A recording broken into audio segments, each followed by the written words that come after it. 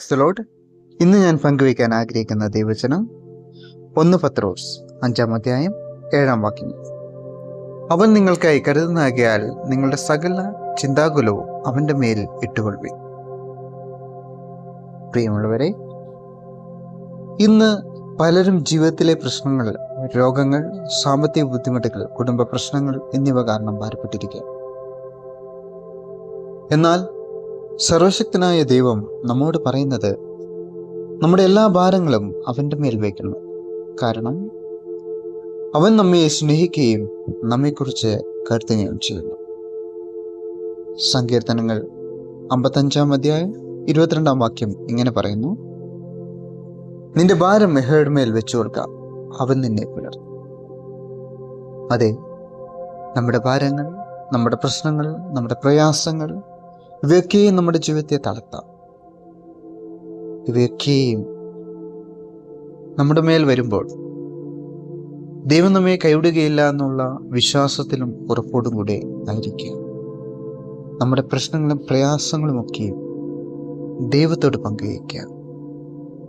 അപ്പോൾ അവൻ ആ ഭാരങ്ങളൊക്കെയും ഏറ്റുകൊണ്ട് നമ്മുടെ പ്രയാസങ്ങളിൽ, നമ്മുടെ ഫപ്രശ്നങ്ങളിൽ നമ്മോട് കൂടെ ഉണ്ടാവും. അവൻ നമ്മെ പുലർത്തും, അവൻ നമ്മെ താങ്ങിക്കൊള്ളും.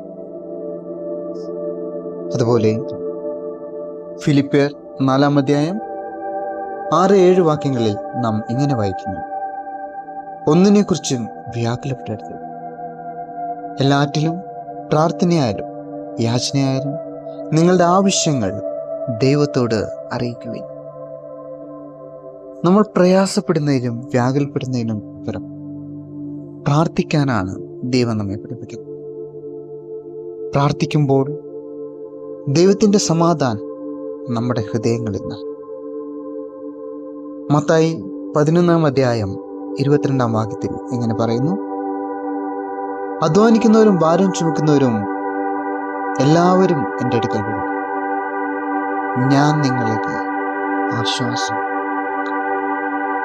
നാം ദൈവത്തിൻ്റെ അടുക്കൽ വരുമ്പോൾ അവൻ നമ്മുടെ മനസ്സിന് ആശ്വാസവും സമാധാനവും നൽകും. അതിനാൽ യെശയ്യാവ് 41-ാം അധ്യായം 10-ാം വാക്യത്തിലെ വാഗ്ദത്തം നമുക്ക് ധൈര്യം നൽകട്ടെ. ആ വാക്യം ഇങ്ങനെയാണ്: ഭയപ്പെടേണ്ട, ഞാൻ നിന്നോട് കൂടെയുണ്ട്. നമ്മുടെ ദൈവം നമ്മോട് കൂടി ഉള്ളതിനാൽ നാം ഭയപ്പെടേണ്ടതില്ല. എല്ലാ സാഹചര്യങ്ങളിലും അവനിൽ ആശ്രയിക്കുകയും നമ്മുടെ ഭാരങ്ങൾ അവന് സമർപ്പിക്കുകയും ചെയ്യാം. നമുക്ക് പൂർണ്ണ ഹൃദയത്തോടെ ദൈവത്തിൽ വിശ്വസിക്കാം. നമ്മുടെ ചിന്തകൾ അവൻ്റെ മേൽ വയ്ക്കാം. അവൻ്റെ സമാധാനത്തിൽ ജീവിക്കാം. Thank you. Praise the Lord.